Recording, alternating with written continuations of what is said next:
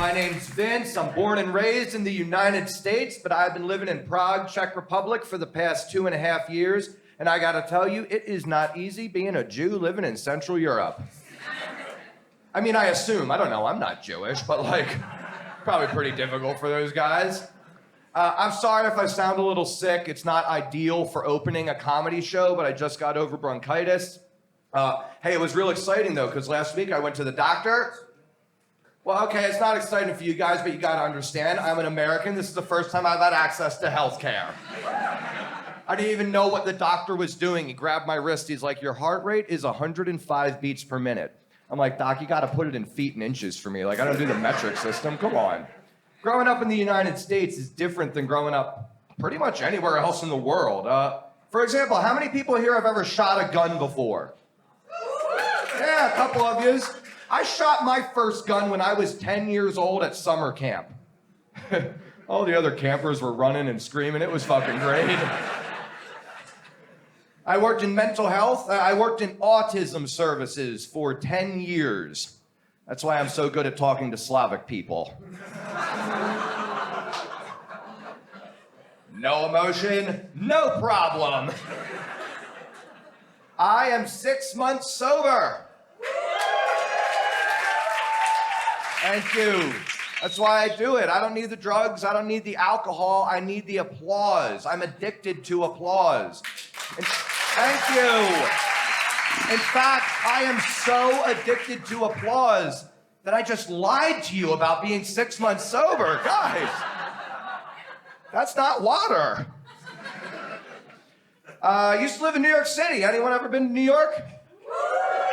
Yeah. I went back recently to visit over the holidays. I go back once per year to remind myself why I do not fucking live in New York anymore.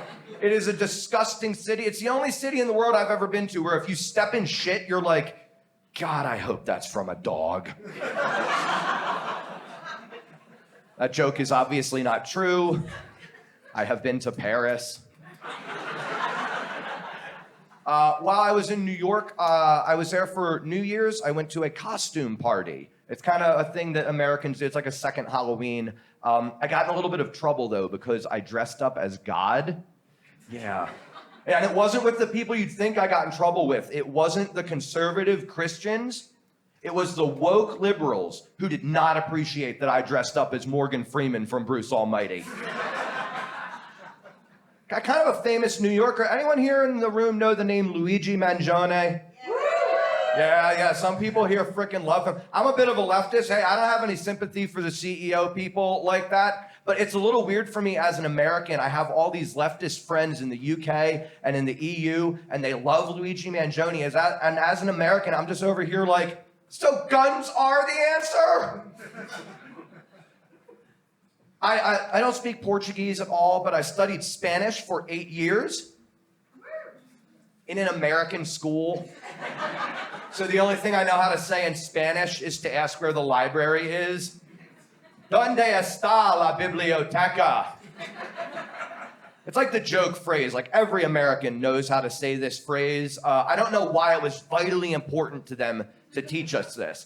My theory is that if I'm ever lost in a Spanish-speaking city, I can find the library. And then I'll meet up with all the other lost Americans. And we'll figure out a game plan from there. Not that any of us will be able to say anything more than ¿Dónde está la biblioteca?